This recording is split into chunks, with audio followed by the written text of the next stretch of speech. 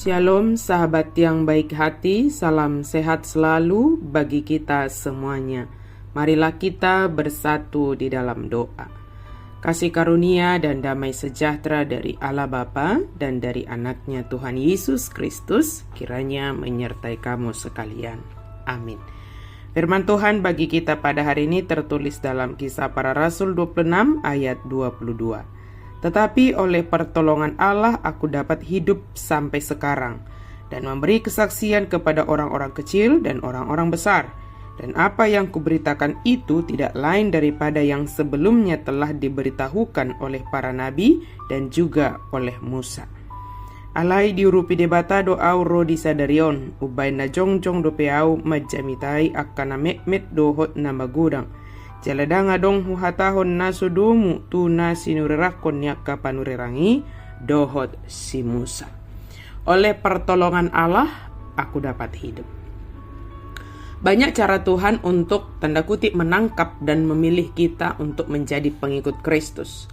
Pengalaman tersebut menjadi sangat berharga bagi seseorang sebab dengan hal tersebut seseorang mengalami pertobatan dan menjadi alat Tuhan untuk memberi kesaksian kepada semua orang yang ada di sekitarnya.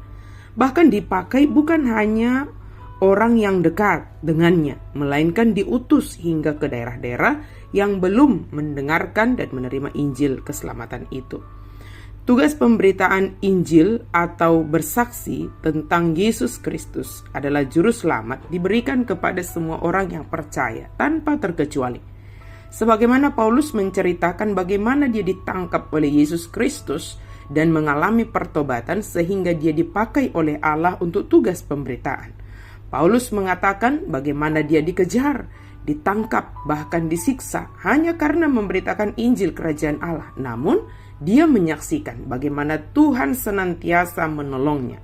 Paulus dengan iman mengatakan bahwa hanya oleh karena pertolongan Allah saja, maka dia hidup. Dan hidupnya bertujuan untuk menyaksikan, bersaksi tentang Yesus kepada semua orang, baik kecil maupun besar, baik anak-anak maupun orang tua.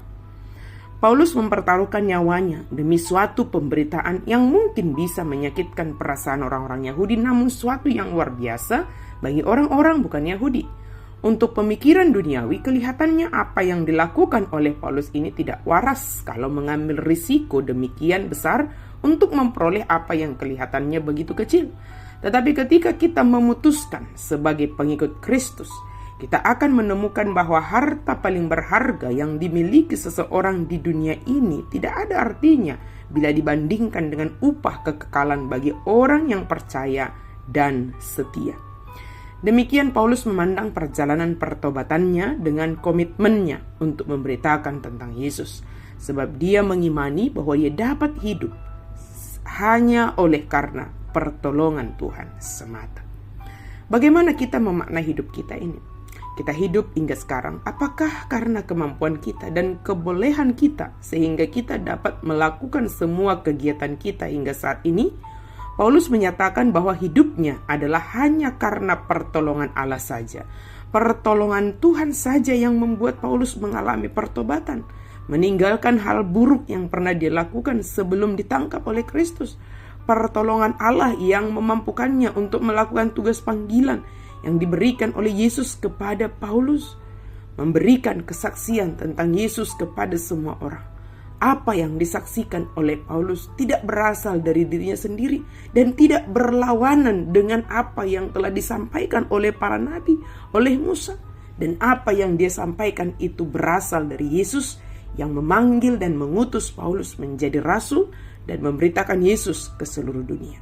Paulus menyadari pertobatan, panggilan, dan tujuan hidupnya melalui pertolongan Allah saja. Sahabat yang baik hati, demikian juga halnya dengan kita. Bagaimana kita merefleksikan hidup kita? Belajar dari perjalanan masa lalu, mengharapkan masa depan dan bertanggung jawab atas masa sekarang. Semua ini kita percaya adalah karena pertolongan Allah saja. Kita hidup tidak dapat mengandalkan hanya diri kita sendiri saja. Ketika kita mengatakan bahwa kita hidup hanya karena pertolongan Tuhan saja, artinya ada di dalam hati kita kerendahan hati memohon pertolongan Tuhan bagi kita. Ada kesadaran bahwa hanya Allah saja yang sanggup menolong kita. Apapun persoalan, pergumulan, apapun tanggung jawab yang kita emban, apapun yang harus kita lakukan sesuai dengan Allah yang Allah percayakan kepada kita masing-masing. Mari kita menanamkan dalam hati kita bahwa Allah punya tujuan dalam menciptakan kita dan mengizinkan kita hidup hingga saat ini. Pertolongan Tuhan saja yang membuat kita dapat melakukan tujuan Allah menciptakan kita. Pertolongan Allah saja yang membuat hati kita tenang. Pertolongan Allah saja yang membuat kita mampu menjalani kehidupan kita hingga detik ini. Bersaksilah atas pertolongan Tuhan yang telah kita terima melalui aktivitas yang kita lakukan kepada semua orang yang ada di sekeliling kita. Kiranya kasih Kristus memenuhi dan menolong kita memaknai perjalanan dan tujuan hidup kita masing-masing. Amin. Mari kita berdoa. Terima kasih Tuhan untuk firman-Mu. Inilah kami Tuhan. Dan kami percaya kami boleh ada sampai saat ini hanya karena pertolongan Tuhan saja. Dan biarlah kami menjadi saksi, bersaksi tentang pertolongan Tuhan kepada orang-orang di sekitar kami. Siapapun itu, kepada mereka kami mau menyaksikan pertolongan Tuhan yang senantiasa menolong kami, menyertai kami. Dalam nama Yesus kami berdoa dan bersyukur. Amin.